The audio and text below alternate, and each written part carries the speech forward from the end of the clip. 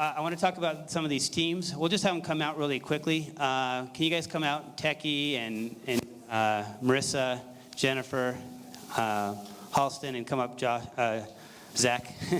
Okay. All right. These are the 4 teams that are pitching this year for Shark Tank. For the Shark Tank competition. Can I grab one of yours? For the Shark Tank competition, and these are all students that are running these businesses, with the exception of Techie. They're all students here at Utah State, but we like Techie anyway. He's partnering with Zach.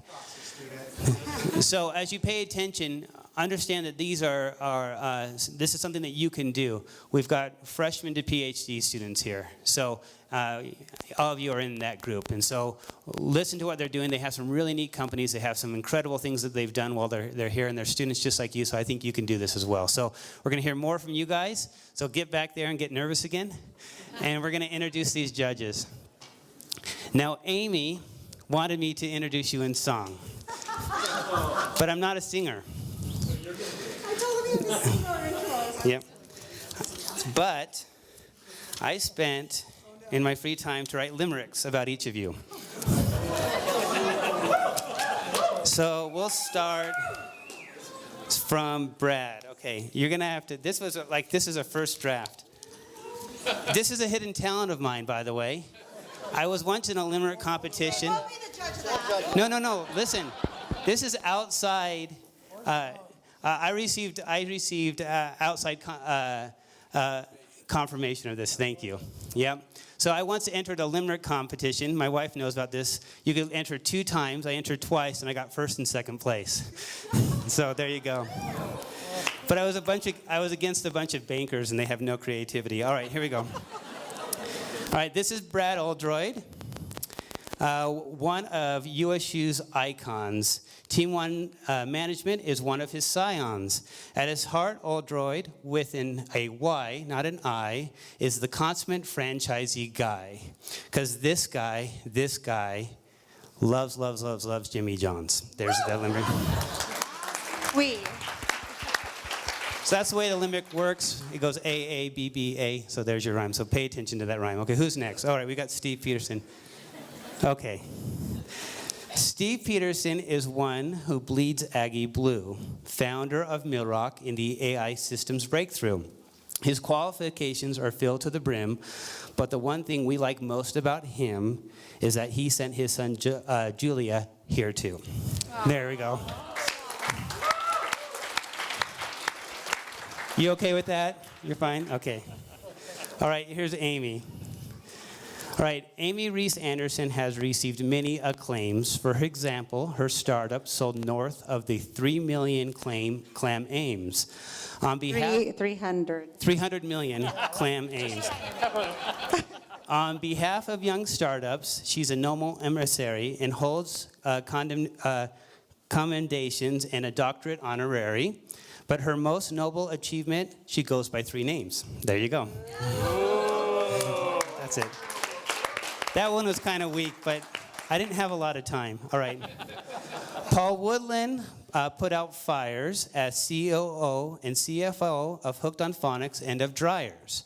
But what this silver fox most often has talks is of when he took on and took out rival Briars. So, there you go.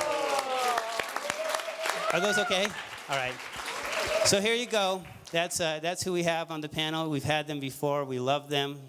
We really do love these 4 on this panel. They do so much for us, and they're fun to be around. What we're going to do tonight is we're going to have each of these teams come out. They went randomly who's going to, kind of the order they're going to go in. And they're going to have 5 minutes to pitch if these guys don't interrupt. And then they're going to have 4 minutes to answer questions. If these guys interrupt for a minute, then they'll have 6 minutes to pitch and 3 minutes for questions. That's the way it's going to work. Sounds like really complicated math, so you're going to have to Okay, so without any more, we're going to introduce Photo Rhythm. We're going to let you introduce yourself, and we're going to take it from there. Thanks.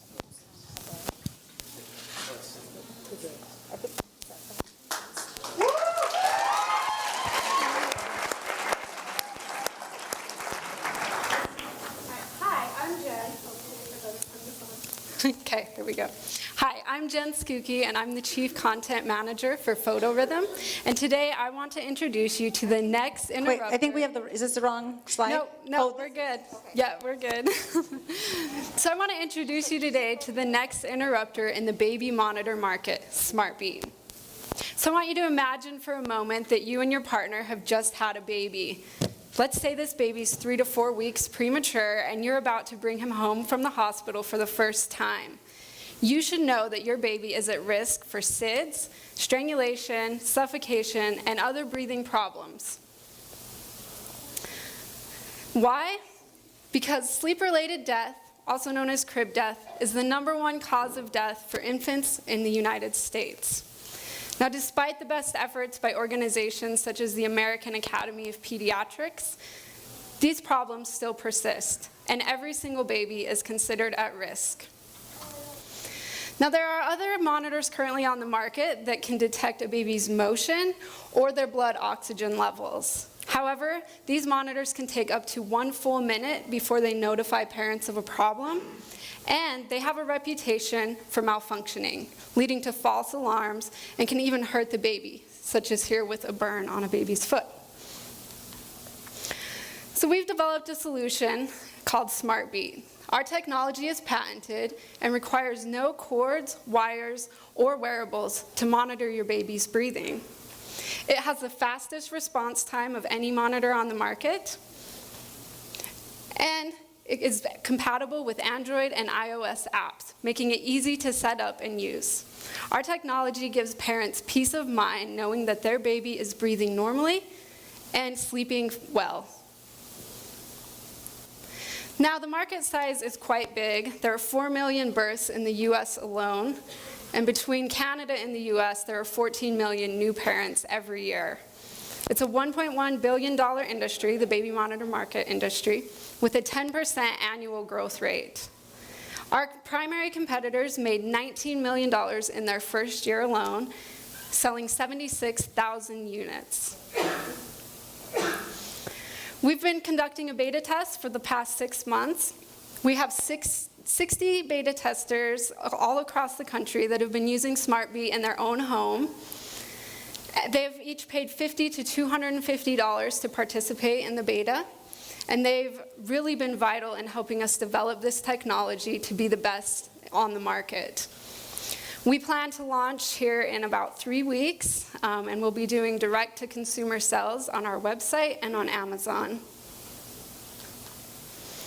We've also been featured recently in quite a few articles and websites, including Newsweek and Forbes. We also just recently received a U-Star grant to further our development and technology. Most recently, we were contacted by First Candle, which is the #1 leading nonprofit organization for SIDS prevention. And we will be the first baby monitor that they will endorse and feature on their website. So we're pretty excited about that. So our company just isn't going to focus on a baby monitor. We are wanting to go into other verticals as well, and have already started doing that. We would like to go into elderly care, exercise equipment, medical care, and telehealth. Most recently, we teamed up with some physicians at Harvard Medical and the University of Utah, and we're working on a monitor that can work in emergency care and in apnea care. So right now, we're seeking partnerships. We need help with marketing. We need some expertise there. We're also looking for somebody that has experience in clinical studies and can help us get FDA clearance. We'd like help getting into different retail channels, such as Target and Buy Buy Baby. Those are kind of our 2 target spots right now. So if you want to learn more, you can visit our website at mysmartbeat.com, or you can contact me directly at my email address. Thank you.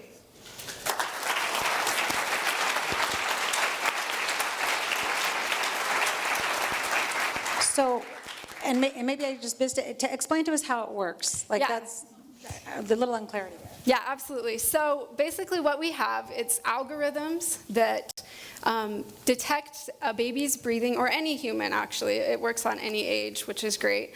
And it analyzes each pixel of each video frame and then can differentiate between breathing and other types of motion.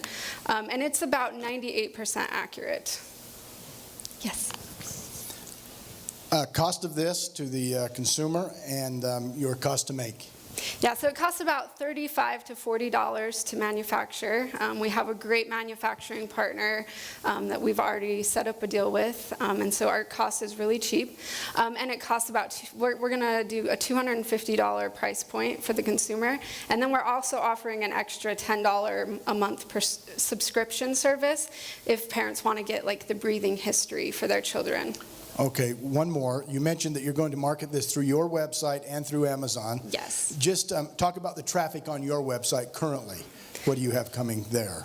Yeah, so currently we don't have a ton, but we haven't spent a lot of time or money on doing that. The exposure we got through Forbes and Newsweek ended up giving us quite a bit, and we got a lot of beta testers sign up because of that. Can I ask you a question? Relative to your patent, what are you protected on in this? Yeah, so we have 2 patents right now. Well, one filed and one has been awarded. The first that's been awarded is for heart rate. So we can, using just a person's face, we can detect heart rate. And then the second one is the breathing detection. And these patents are unlike anything else that's been filed. These are very unique and the first of their kind. You said it had the fastest response time of any monitor. Like what backs that claim up and what is your response time? So when you actually measure breathing rather than the breathing rate itself, rather than like blood oxygen levels or motion, the response time is faster. So we typically can respond or set an alarm in 20 seconds. And blood oxygen levels take about 40 to 45 seconds to decrease once a baby has actually stopped breathing. And what will the service be offering? Like, so will the service monitor it and do something more to alert the parents than just an alarm that goes off on their phone, or what's the monitoring going to offer? Yeah, the monitoring is just an alarm on their phone. We'll also have a base station that is a speaker that will go with it in case their phone is off or not working. It will still alarm them on their phone. If parents were to bring home an at-risk baby of some kind, is that an insurable item? Have you looked at that? Can that be covered possibly? Yes, it definitely can be. We're going to seek that. The FDA clearance is what we're working on right now, and then that will help us get that. Have you thought about doing something similar to like Sleep Score, where they actually can tell you things that will help make the environment more conducive to a better night's sleep for your baby? Have you thought about kind of partnering with someone like that, or Dr. Oz, I know, endorses those guys? Yeah, absolutely. We'd like to do some sort of sleep score as part of the subscription service, and the doctors that we're working with now at the University of Utah are going to help us to figure out exactly what to do there. So in the beginning of your presentation, you said, imagine you and your wife being pregnant. That got me a little worried. You and your partner. Yeah. Yeah, on the, so are you working on your 510K certification to be able to get the FDA approval, or? Yes, we are. Yeah, we've applied for NIH funding for that, and so we're hoping to get that and be able to do some clinical studies. There is the University of Utah in the Medical Center of Innovation has a process that they process 510K applications. You might want to check into that and see if that would help streamline that process for you. Yes, definitely. Thank you. And honestly, I would market to grandparent. I'm a new grandma, so 7 months ago. Thank you. Nice, congrats. And they will buy anything to protect that little grandbaby. So Yeah. that's a good market for you to go after. Yeah, She's got shoes too, if you want to give them to. That too. And then what other you mentioned other markets, but what's your second highest potential market in that subgroup? Right now, we haven't focused on anything but the elder care heavily, so we know that market pretty well, and it's it's larger than the baby market. Yeah, nursing homes, things like that. Yeah. Thank you. Hey, what's up, guys? My name's Marissa. I am the freshman that Russell was talking about. I'm up here studying outdoor product design, and I am the co-founder and designer of Nani Swimwear.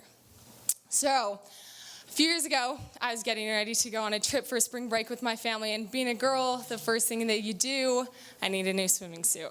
So I remember looking online for hours and hours just trying to find a swimsuit that I loved, and I could not find one. So about a month after that, I was at a pool party with some friends, and I decided to ask everybody, where are you guys getting your swimsuits? And nobody had an answer for me. Nobody knew where to find cute and more coverage swimsuits. So there was the grandma frumpy swimsuits, right? And then there's the string bikinis that my mom back there somewhere, she wouldn't let me wear. But there's not a lot. Because she's a good mother. Yes, yeah, you understand. Okay, but there wasn't a lot in the middle. So bikinis are everywhere, right? We see them in TV shows and on every rack in the store, but are bikinis really Americans' women's first choice of swimsuit? So the Huffington Post did a study, actually, and they interviewed or asked over 2,500 women around the United States what swimsuit type would they be sporting this summer. And I thought the results were really interesting. 53% said one pieces, 29% said a tankini, whereas only 18% said they were going to be wearing a bikini. So I go up to my mom and I say, Mom, I have this awesome idea. We should start a swimming suit company together. I was 15 years old and she laughed right in my face. But the idea kept turning in the back of my head, and about 2 years later, her and her friend Amy were over at our house, and they were talking about starting a blog, and I approached again, and I said, no, we need to start a swimsuit company, and that's when they took the bait, and Nani Swimwear team was born. So what makes our product stand out in an industry that's so saturated?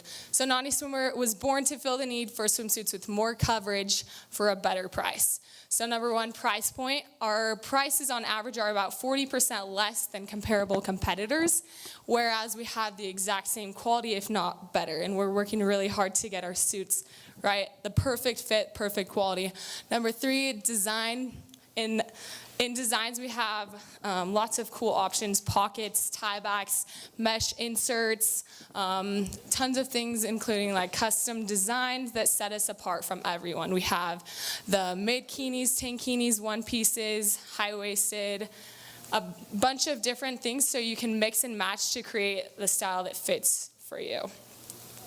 And so according to the CNBC, the average return rate on online sales for clothing is about 40%, which is crazy. But our online return rate is 5%, which just backs up the last slide that our customers are loving our product. This is where we want to stay. Just kidding. So last year was our first year. We sold 119,000. Thank you. And then, thank you. We're going into our second swim season. So 2018 year-to-date sales 169K. And so in the past 3 months, which is thank you. Yeah. So numbers kind of speak for themselves. There's a need. Margins. Unfortunately, I can't disclose those right now, but the judges will give you guys all a piece of paper at the end with the product. But just so you know, they're pretty dang awesome. And then last, we're in a market with a lot of potential to grow. One, expanding lines to include men's swimwear, kids, and also wholesale accounts. So right now we're in about 10 around the United States. So we sell wholesale and they sell them retail. So that gives us a lot of room to grow. And then fast fashion. We're in an industry where everyone wants the coolest, newest, greatest swimsuit, right? The average woman in America owns 4 swimsuits alone. So we are constantly trying to design new products, new styles, everything to meet that demand. So Sharks, who's ready to jump in and make a splash with Nani Swimwear?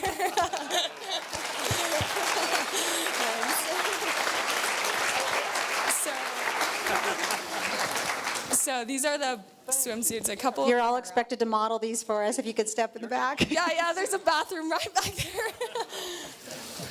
Oh, the quality really is nice. Can I ask a question? Yeah. So, entering an area with big players, right? Yes. Big competitors. Now, you mentioned better quality, at 40% less price point, right? Yeah. Going against these big competitors. How is that possible? We just saw this niche market, and with the bikini thing, and we offer more coverage, that wasn't being met. And so we kind of have this niche market of, at first we thought it was just maybe Mormons in Utah that wanted, modest swimsuits, but we're discovering that there's a really big need for it outside of Utah as well. So without getting specific to your margins, you're finding that at a 40% price discount, maintaining your quality, you can reach margins that work. So the margins are actually inside of your books if you Okay. pop them open. Thanks. And yeah. Let me ask you in terms of retail distribution. What store are carrying them today? Do you know that directly? Yeah, so stores, just a couple of them in Cache Valley, Ruli Boutique, Poco Loco. We sell some Arizona, in Bear Lake, Florida, just a few. Yeah. Are there any of the major chains that have picked up? No, so not yet. We haven't. Yeah, we haven't started. We've had a lot of interest from Forever 21 and TJ Maxx, but they're more of a discounted price. So they want us to make swimsuits that are less quality for a cheaper price. But yeah. Congratulations on that increase in sales. Thank I'll be you. excited. Yeah. More in one quarter than you did the entire previous year, so that's Yeah. some substantial growth. What percentage of that is in direct sales versus wholesale versus retail?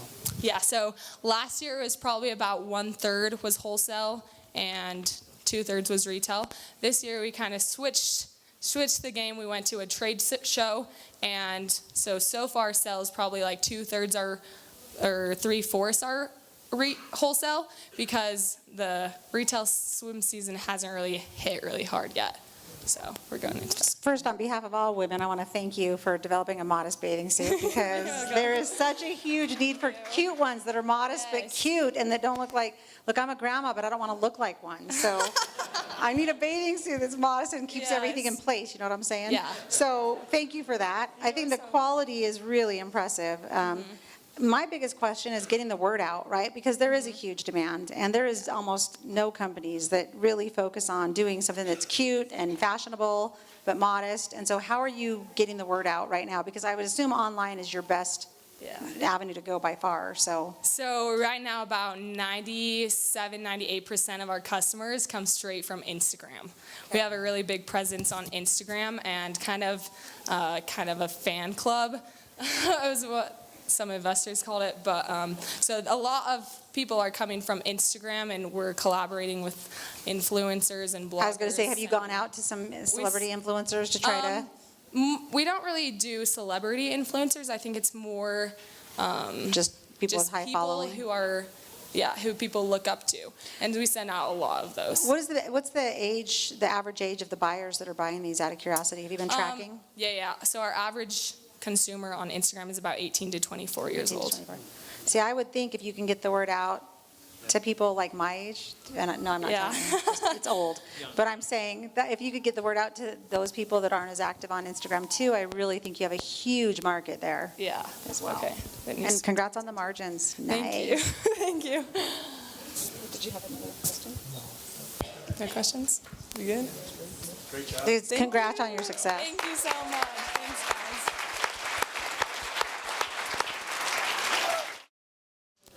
All right, sweet. So my name's Jackie. I'm representing Work Sumo, and we're an on-demand employment platform. Before we start, I just want to do a quick audience participation question. Raise your hand if you just love searching for jobs. Whoa, I hate this response, but it's a good response as well, because that means I have a problem to solve. The way we started this thing, I used to be one of these workers working in production line, because when I came home from an LDS two-year mission, I didn't have any work experience, and I didn't know how to search for a job. And so when I went on job boards, I didn't get a good response. And so the alternative to that was go to a traditional staffing service. I'm not sure if you guys know what that is. Basically, it's these agencies that connect you to work, and even though you're getting paid $10 an hour, these agencies are charging you to work somewhere else for $16, $17 an hour to these employers. And there's a problem with that. When you're a production worker, you're an entry-level hourly employee, you're not getting a lot of money and value from these agencies. And the employers who are using these agencies aren't getting a lot of value either, other than having a warm body come in, and they don't know who's coming in work history, so there's a lot of turnover in that industry. And so we looked at this market and we just thought, why can't there just be a better way to find a job, right? And that's what we did. We created an app for this. I called my best friend, Zach Johnson, who's a student here. He's like, Zach, let's make this. Let's make it possible, and that's what we did. So we created an app that connects the entry-level hourly worker to work within 24 hours of applying for a job. Isn't that amazing? Raise your hand if you love that idea. Woo! Yeah. So that's what it is. So what this does is allows employers to really see who these entry-level hourly workers are. Because most of the time, these people don't have a work history. So if an employer can see, oh, this worker went through Work Sumo, found a job, he got a rating, this is his work experience, there's a lot of value to that data. And so that's what this platform does. It connects these workers to work right away. And we looked at this market size, and we were just very curious of what it is. Just for staffing alone, if you're a staffing service, you're part of a $131 billion industry. It's huge. And it's been the same way for the past 30 years. There's not really much disruption that's happening there. So it's a good opportunity to just get in right in there, Instead of charging these 50 to 60% margin off of a worker's hourly wage, we kind of just cut that margin a little bit, use our platform to take care of all our overhead costs and recruiting costs, and provide a better service for these employers. And the financial projections, these are, usually these are 3 or 5 year projections, but usually these are just, this is really our milestones. For example, if we get 10,000 people on our platform working every day, 35 hours a week across the U.S., we can net, $23 million a year. And just to give you an idea of how big this market is, there's 3 million workers working through a contract service or an agency today. And so it's a huge opportunity for us to get in here. So since we actually started this from the very beginning, literally in the trenches. Our first client, I was digging holes for our first client for a couple of weeks until we created our platform to get people more connected. And then we got some bigger clients on board. So by the end of last year, we tested this out with one client, got a couple people working through the platform, made about $41K in revenue. 10% of that was our margin take-home profit. But this summer is really our big push, our big launch, because we have big companies like New Skin, Diamond Rental, Brahma Group, who's ready to use us for this summer. And so really, we're just in this place where we want to really grow this and expand this, because the opportunity is a lot larger than working with the hourly workforce. I'm not sure if you guys know about this, but Utah is suffering a major labor shortage with skilled workers. How do we solve that? Where do we fill in that gap? And there's an opportunity to solve that with Work Sumo. 5-10 years from now, we don't know what's going to happen with these workers or where they're going to be at. They need to be connected to the right educational opportunities and back into the workforce using our platform to connect to the right jobs, whether it's skilled welders, nurses, or whatever. So we're ready to do that, and it was only possible, with our co-founder, Zach Johnson, come on in here. He's been the guy behind the magic, making it all possible, making this look good. He's our chief product officer, and then we have Audi. He's a genius. I think of people of levels of genius. There's Steve Wozniak to hardware, right? Audi's to software. It's amazing. He can make anything. And that's the reason why it's possible. And we're here today. We're just launching. We grow this as a small team and we're ready to expand what we're doing. And so we're seeking an angel round within the next couple of months, about $100,000 or so, to really help us support the demand that we're going to have this summer with these larger clients. And so. Yeah, that's Work Sumo. Yeah, appreciate this time. Thank you. Nice job, man. Yeah. Can you explain to us what an active user is? What exactly is an active user? Yeah, so active users are workers that are working anywhere from 35 to 40 hours a week. That's typically what we count as an active user on the platform. Mm-hmm. So if you think like a traditional staffing service, some of these temp workers are working through them for about 2 years, 40 hours a week. And so that's what we count as an active user. Okay. Can you talk a little bit more about your app and specifically how you can get more skilled workers for your customers? Yeah, so I mean, as a product guy, the big vision is to have this be a place where workers not only connect to work, but learn, connect, as well as perform. And so if you can picture a web app in the future, or even the mobile app, it has a section for learning. And that's where we're going to include all sorts of modules about personal development, financial development, things like budgeting, those type of skills, some soft skills, as well as hard skills. So you can choose. We're actually in the process of getting data about different aptitudes for different career sets. And hoping to kind of gauge, okay, this person has this type of attributes. They'd probably be good for our skilled welding program. We're partnering up with like Davis Technical College as well as, MTech and things like that to really help these people, whether it's through a third party or through our own curriculum in the app, to get to where they need to be as far as skilled labor goes. Yeah. So. Are you monetizing on the active user side or on the employer side? It's both. So, really, like in the end, I think it's hours worked through the platform and transactions happening between employers and employees. Yeah. That's really going to. So we're not charging users to connect to jobs. We're only charging the employers. Yeah, completely free for users, and employers don't pay a thing until the first hour the worker's And there. how are the users how do they find out about your application? And So we've really done some minimal marketing efforts for now. We've been able to get about 1,000 downloads, roughly 500 actual created profiles, people ready to go. That's just been through Facebook job boards. We have an intern, and poor guy posts on 16 job boards every single day, just the different jobs that we have. But that's been awesome. Just that really minimal marketing effort, really no money spent, and the customer acquisition cost has been really low. So. Yeah. So I think it's a really cool idea, and I think could be really disruptive depending on how you utilize it, especially like construction and things like that. It's such a shortage right now for some of these positions, and they're trying to find people. One of the questions I have, though, is a lot of companies, for example, they have to drug test somebody before they can bring them in, and so a lot of temp service companies, they offer the background check of the drug testing first for you. Is there anything thought through in the platform that would do those things so that someone has to certify to be, covered by those things? Yeah, the onboarding process. Do you want to cover that one? Yeah. So the onboard process is what we're experimenting now. Either we put the barrier too low and we get the wrong quality type of workers on the platform, or put it too high, we don't get any quality workers at all.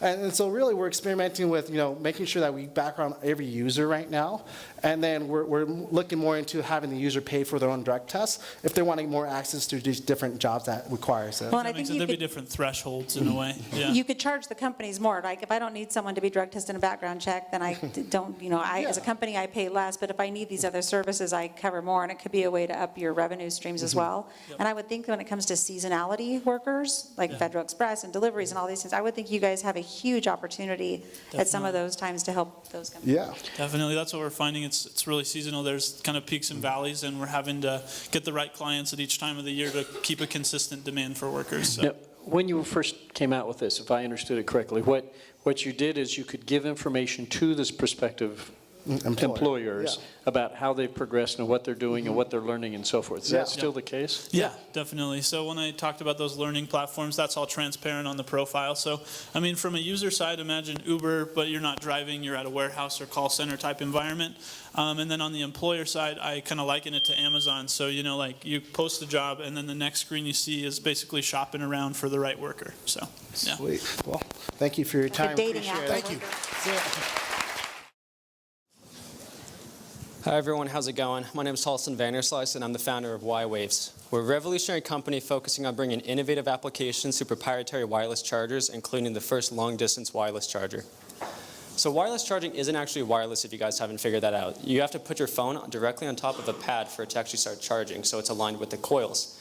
And these have been around since around 2012 and they haven't changed since, except for the case design. And on top of that, big name brands are starting to get into the wireless charging game like Apple, Samsung, and Mophie, so they're actually charging a lot higher prices for something you could just buy off of Amazon as a do-it-yourself kit. So CES 2018, which is the largest tech convention held in Las Vegas every single year, was dominated by wireless charging, but they were all in the forms of pads. So we feel confident with our wireless chargers to break into this market. So to start, the blue ones are our wireless chargers. They're 20 times thinner than the QI standard, which is on the right. You can actually place your phone anywhere on the pad because of our brand new coil design, and they're the only flexible wireless chargers on the market. So we have 3 different applications for these. We have the Snowsea Smart Jacket, and this actually lets you charge your phone wirelessly inside of your pocket based on the wireless chargers that you just saw. Next, we do have our own charging pad because we did want to develop something that was actually good and that people can buy that appeal to a more cheaper consumer market. Next, we have our big one. So this is called the capsule, and it uses the same foundation of the wireless chargers that you guys saw previously, except it uses 6 different ones to charge up to 5 phones at 10 feet in range. Next, we have our radio frequency one. This actually uses a 2.4 gigahertz channel to charge not just your phone, not just your laptop, but TVs and virtually any appliances with our receivers that we've developed up to 20 feet, which blew away our 15 feet range. So we want to launch the capsule version 1 in mid-August while launching the capsule radio frequency 1 in late September to early October so we can sell enough to attend CES and bring everyone true wireless charging. So we sold over $7,000 of the Snowsuit Smart Jacket. Now that was just a proof of validation of what you can do with our wireless chargers in general. They weren't actually a long-term goal. We have a currently monthly burn rate of $800, which goes towards straight research and design, and we've raised $8,500 from small competitions and everything thus far. So there's 40 million phones worldwide that have wireless charging capabilities, and a lot of people bought the iPhone 8 just for their wireless chargers. And there's a 32% market growth by the year 2020, bringing it up to a $22 billion industry. So we want to start marketing with the mobile users who already have wireless charging inside because they're an easy target and they're fascinated with it just like how we were. And we want to commercialize our actual wireless chargers to bigger name companies, and we actually received a cold call from someone who wants to do a partnership with us already about them. So there's 2 people on our leadership team. There's myself and Cameron Stewart, who handles the finances and evangelism of everything, and he's awesome. So some of our advantages, we actually have filed our first utility patent. It has not been granted yet. We expect to hear that later this year. And we have more to come with the focus on being novel. We've actually started work on our own integrated circuit chips, which handles wireless power. And we do have a small team of highly knowledgeable induction and radio frequency engineers. We have 2 of them that work in tandem with each other, and they've been getting stuff done. It's been awesome. And we will be the first company to market with wireless charging, with long-distance wireless charging. We actually hope to eliminate outlets everywhere, so you'll only need one outlet in your house, and that's to power your long-distance charger.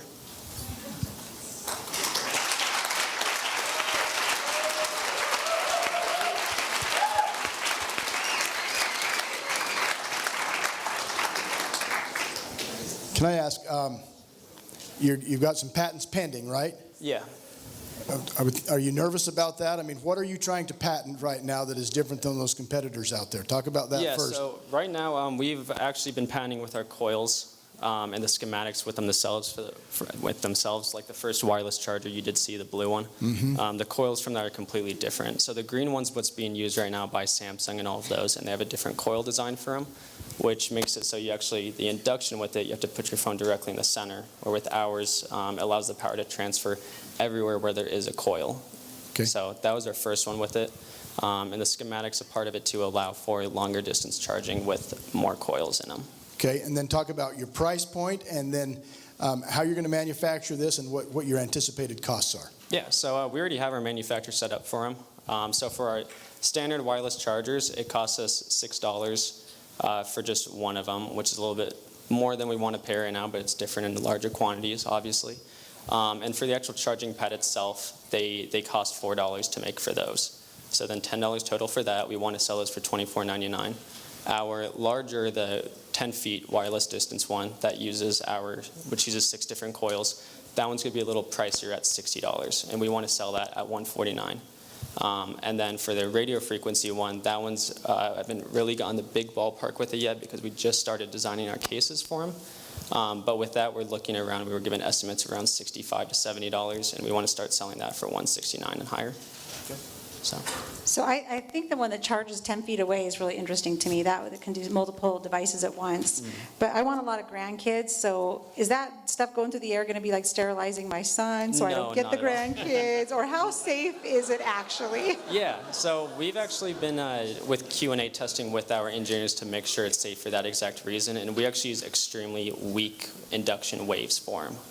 So the induction's only seen with the coils, and since they're extremely weak, they're actually not going to harm you, and we're making sure that we follow all FCC guidelines and get our FCC compliance first. And what's the rationale of doing all of the products instead of focusing on just the one and really blowing that one out? Why so many at once? So it originally was, so the first wireless chargers and the jacket and the pad, that was something that we've been working on, that was our learning project. Like, okay, let's create a wireless charger that does not suck.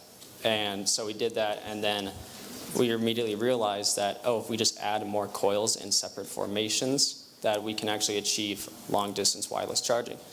But at that same time, I wanted to move on to radio frequencies because I don't like dealing with coils too much. I could see, though, having them on the seats of movie theaters, whatever, charging everyone's phone while they're watching a movie. And like some of these, like you could have the auditorium with Because my goal for it chargers. was like the radio frequency ones are smaller, so I would actually, you would mount them under something. That's why like the TV there, so you can mount them. You can't do that because the larger coils are inside the other one, so it's more like you like plop it down on your kitchen table, and we're adding a speaker to it too. So. Are there significant other patents that you're going to have to work around? How likely do you think it is that you'll be able to patent? Patent the induction or the radio frequency one? Whichever you Just think any you one. need the most for this. So yeah, radio frequency one. So for that, I know that there's certain wireless power patents out there. There's actually a lot of them. And we're doing more research on that, and that's definitely why we wanted to move into designing our own induction chips and wireless powered chips, because a lot of the companies that are starting to like patent their own and stuff, they're using, different people's chips with them. So on the ownership, did I read that right, that you were 73% and then your CFO was 3% or 7%? Yeah. So where's the other 20%? That's in our option pool. Oh, that's great. So Planning we ahead. put a 20% in our preferred stock for option pool with that. Do you need some other experts with you to make this work, or do you have all the... I haven't. Talent. Yeah, because you're clearly not that intelligent, so let's just be honest. Well, I apologize. My GPA is not too good either. So I mean, what do you eat for breakfast? Seriously. I make cereal. But it's electronic, so it works well. Yeah. So right now we do have a good team with it. We're just in the need for marketers really bad. So we have our engineers taken care of, our Envision, we have our finances, all of that stuff. But we're looking at bringing in other marketers so they can actually help us find our actual ideal target, and so we can drive hard towards each and every one of them. Have you thought about licensing the technology? Yeah, I thought about licensing the actual chargers that we have ourselves, the original ones. We were talking to Cool Clothing about it, actually, so we can put them inside of their jackets. So the apparel side's not for us, but there's bigger companies that, we can find use for it. So we were talking to them, since they're also Salt Lake City based and they're privately owned, so they don't have to work through any loopholes. Talking about licensing it so then they can have their own wireless charging clothing. Who do you think your biggest target market is, actually?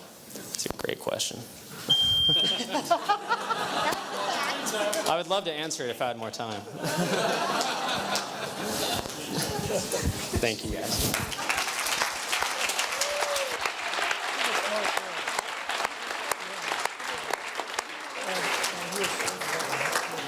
How about that, huh? Let's give him a round of applause.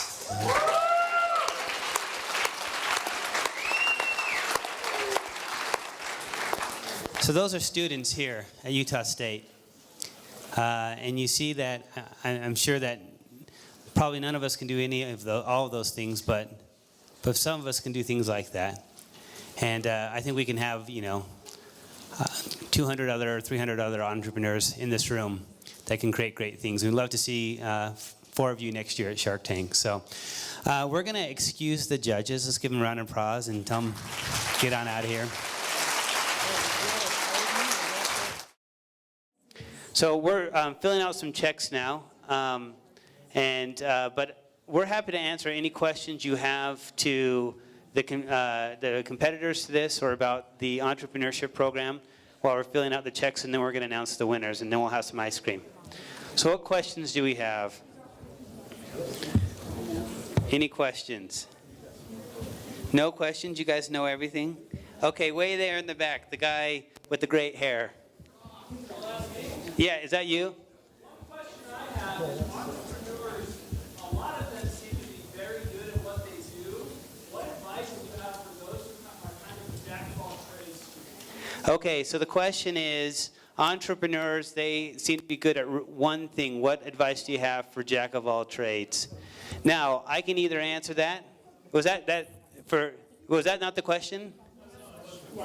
Okay, who would like to answer that question? You want me to answer that question? Steve Peterson, you want to answer that question? Okay. Well, as an entrepreneur, you wear many hats.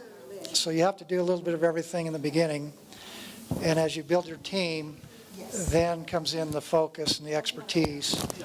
And you have specialists in each one of the categories, whether it be in finance, be in marketing, be in creating additional accounts, business, and product. So, but in the start, you actually do wear quite a few hats. You know, there's been some research done about startups. Mike has an approach in his book we call NERCM, which we've talked about before, that you look for a need, you have the experience that you have, you look for the resources that you have available, you need to make sure you have customers and a good business model. That's kind of a summary.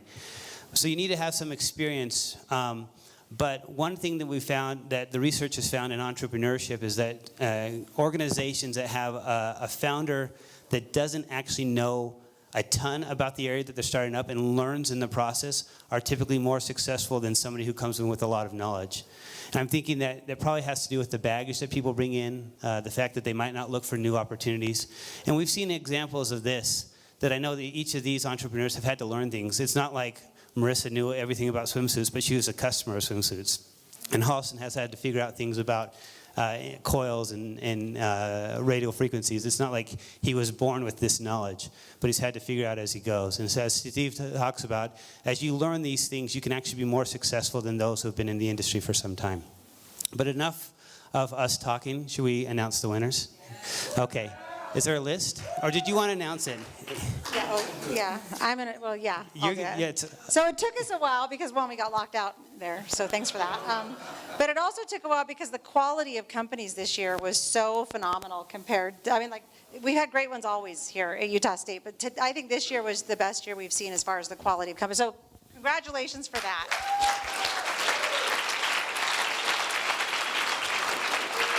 It also took us a little while because, frankly, none of us could add up to the $3,000. So we had to make sure our math worked, otherwise we knew we'd be writing personal checks. So we ended up coming up with 2 first-place winners and 2 second-place winners. Now, trust me, I'm not a person who usually thinks everyone deserves a trophy. I'm sorry, I know you're millennials, but I am not a fan of that.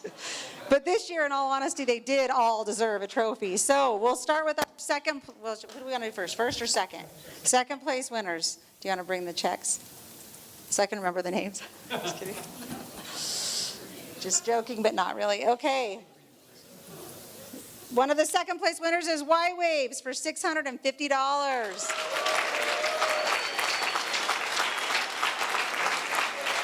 Congratulations. The next one. Yeah, and seriously, whatever you're eating for breakfast, you should just promote it a little more. Okay, next up, second place winner for $650 is Work Sumo.